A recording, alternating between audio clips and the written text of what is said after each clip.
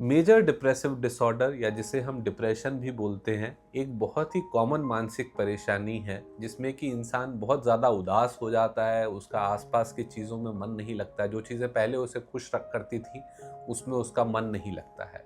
Depression एक वो साधारण उदासीपन से बहुत ही ज़्यादा अलग है। डिप्रेशन बहुत ज़्यादा तीव्र होता है और वो हमारे जीवन के हर एक पहलू पे असर डालता है। उसकी पर्सनल लाइफ भी खराब होती है और उसकी प्रोफेशनल लाइफ भी कई बार खराब हो जाती है। डिप्रेशन जो है अधिकतर महिलाओं में ज़्यादा कॉमन है। 50% ज़्यादा केसेस जो हैं महिलाओं में देखा जाते हैं। मर्दों में भी केसेस देखे जाते हैं, बट महिलाओं में अक्सर करके डिलीवरी के बाद पोस्टपार्टम डिप्रेशन, पेरिनेटल डिप्रेशन की डायग्नोसिस होती है।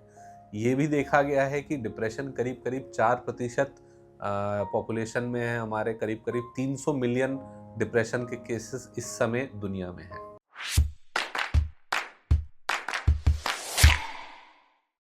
नमस्कार दोस्तों, मैं हूं डॉक्टर जतिन उकरानी। मैं कंसल्टेंट साइकेट्रिस्ट हूं at the lifestyle clinic Delhi. और आज हम बात करेंगे डिप्रेशन से जुड़े कुछ सवालों के बारे में जो अक्सर करके आपके दिमाग में चलते रहते हैं। तो सबसे पहले जानते हैं कि डिप्रेशन क्या होता है और इसके लक्षण क्या क्या हो सकते हैं। देखिए, डिप्रेशन अगर हम देखें तो डिप्रेशन में इंसान का सोचने का तरीका, उसका महसूस या एहसास करने का जो तरीका है वो बहुत ज़्यादा नेगेटिव हो जाता है। उसकी सोच बहुत ज़्यादा नकारात्मक हो जाती है। अगर आप डिप्रेशन के सिम्टम्स देखेंगे तो उसमें सबसे पहला लक्षण होता है लो मूड, उदास रहना, या फिर चीज़ों में मन नहीं लगना। जो चीज़ें उसको पहले अच्छी लगती थी उसमें उसका मन नहीं लगेगा। और कमज़ोरी रहना, बहुत ही ज़्यादा जो है शक्ति नहीं रहना शरीर में, चुस्ती फुर्ती कम हो जाना। ये 3 जो हैं ये मुख्य लक्षण होते हैं। इसके अलावा और भी बहुत सारे लक्षण जो हैं वो देखे जा सकते हैं डिप्रेशन के मरीज में। जैसे कि गिल्टी फील करना, मैंने कुछ गलती कर दी है, बहुत ही होपलेस या वर्थलेस फील करना, या बहुत ज़्यादा रोना, चिड़चिड़ा हो जाना, गुस्सा हो जाना, चीज़ों पे फोकस नहीं कर पाना, काम ढंग से नहीं कर पाना, या फिर सुसाइडल थॉट्स आना, मर जाने के विचार आना, या फिर बहुत ही जिसको बोलते हैं साइकोमोटर रिटार्डेशन, मतलब अपने शरीर जो है वो तेज़ी से नहीं चलाएँगे, बहुत ही धीरे-धीरे, बहुत ही स्लोली जो है शरीर चलेगा। इसको साइकोमोटर रिटार्डेशन बोलते हैं।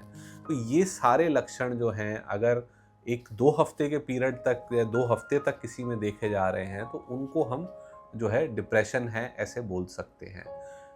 एक नॉर्मल सा उदासीपन जो है वो इतने समय के लिए लास्ट नहीं करेगा, इतने लंबे समय के लिए नहीं चलेगा। अगर आपके जीवन में कोई कठिनाई चल रही है, हो सकता है आप 2 दिन के लिए उससे परेशान हैं और उसके बाद आप उससे उभर पा रहे हैं।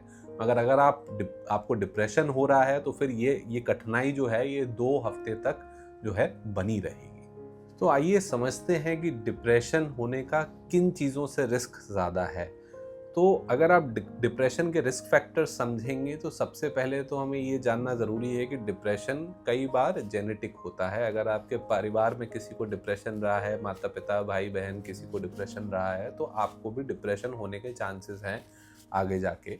दूसरा, अगर ज़िंदगी में कोई बड़ा बदलाव आया है, कोई बहुत बड़ी क्राइसिस हुई है, आपकी नौकरी चली गई है, आपका ब्रेकअप हो गया है, शादी टूट गई है, या कोई फाइनेंशियल क्राइसिस है, कोई आर्थिक समस्या आपके जीवन में चल रही है, कोई बहुत ही बड़ा संकट आपके ऊपर आया है, तो उस समय भी डिप्रेशन होने के चांसेस ज़्यादा हैं। इसके अलावा कुछ, अगर आप कोई नशा कर रहे हैं, कोई ड्रिंक कर रहे हैं, भांग, गांजा, सिगरेट, इस तरह के कोई नशे कर रहे हैं, तो उनसे भी डिप्रेशन हो सकता है। और कई बार कुछ दवाइयाँ होती हैं जैसे कि कॉन्ट्रासेप्टिव पिल्स हो गई, आपकी महिलाएं अक्सर करके इस्तेमाल करते हैं, या स्टेरॉइड्स हो गए, या फिर कई बार कुछ एंटी कैंसर दवाइयाँ हैं, या कुछ इन्फेक्शन के लिए दवाइयाँ हैं, टीबी के लिए दवाइयाँ हैं, उनसे भी कई बार जो है डिप्रेशन हो सकता है।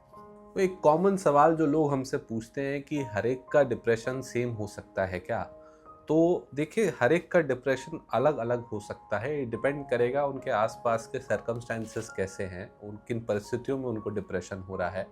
जैसे कि मेजर डिप्रेसिव डिसऑर्डर जो है वो सबसे कॉमन टाइप का डिप्रेशन है, जिसके हमने आपको लक्षण बताए कि 2 हफ्ते तक ये लक्षण अगर होते हैं तो उसको हम मेजर डिप्रेसिव डिसऑर्डर बोलते हैं।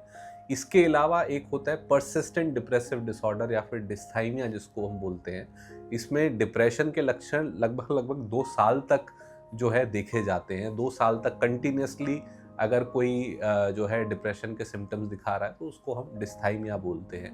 या फिर पोस्टपार्टम डिप्रेशन एक होता है। पोस्टपार्टम डिप्रेशन में अक्सर करके गर्भवती महिलाओं को डिलीवरी के बाद जो है डिप्रेशन के लक्षण जो है दिखाई देते हैं, तो उसको हम पोस्टपार्टम डिप्रेशन बोलते हैं।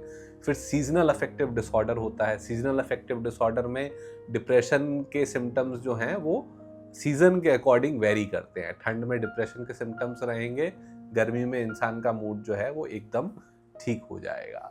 इसके अलावा भी जो है कई बार हम स्माइलिंग फेस डिप्रेशन भी देखते हैं। स्माइलिंग फेस है जिसको हम मास्क्ड डिप्रेशन बोल सकते हैं। मास्क डिप्रेशन में इंसान जो है उसके चेहरे पे हंसी रहेगी बट उसका मन उदास होगा।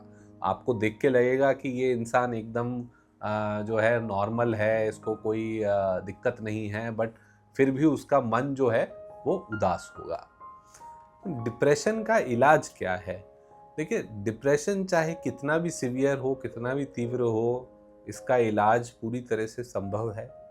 अगर आप टाइमली ट्रीटमेंट ले रहे हैं, आपको समझ में आ रहा है कि आपको डिप्रेशन हो रहा है, आप तुरंत इलाज के लिए जा रहे हैं, तो ये पूरी तरह से ठीक हो सकता है।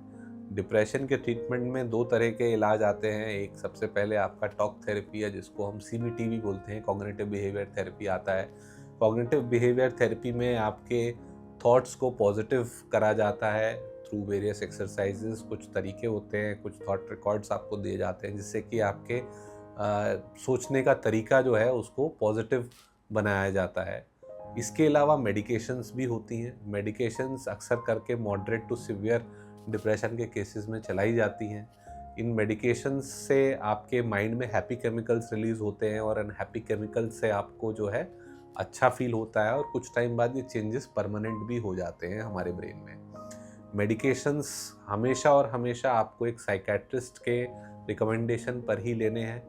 वो जितने टाइम के लिए आपको बोल रहे हैं आपको उतने टाइम के लिए लेना है। अपने आप दवाई में कोई बदलाव नहीं करना है, अपने आप दवाई में कोई चेंजेस नहीं करने हैं।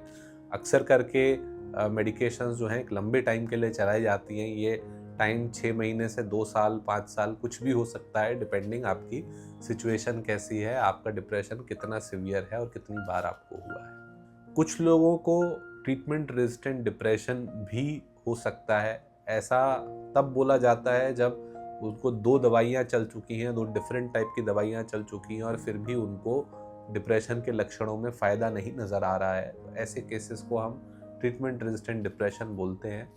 ऐसे केसेस में बहुत ज़रूरी होता है कि एक कॉम्प्रिहेंसिव इवैल्यूएशन हो और कई बार इनको हो सकता है कि और कोई बीमारी हो जो कि डिप्रेशन के रूप में दिख रही हो बट परेशानी कुछ और हो। तो इसलिए कॉम्प्रिहेंसिव इवैल्यूएशन, टेस्ट कराना और डिफरेंट टाइप की दवाइयाँ, मूड स्टेबलाइजर्स या एंटीसाइकोटिक्स देना बहुत ज़्यादा ज़रूरी होता है। याद रखिए, डिप्रेशन भी दूसरी बीमारियों की तरह एक बीमारी है और इसको छुपाने से और इलाज नहीं लेने से जीवन में कठिनाइयाँ और बढ़ेंगी। इसलिए do not hesitate to seek help. Depression के साथ आप अपनी डेली लाइफ कैसे नेविगेट कर सकते हैं और अपनों को अगर किसी को डिप्रेशन हो रहा है तो उनकी कैसे मदद कर सकते हैं, ये जानने के लिए हमारा अगला वीडियो ज़रूर देखें। धन्यवाद।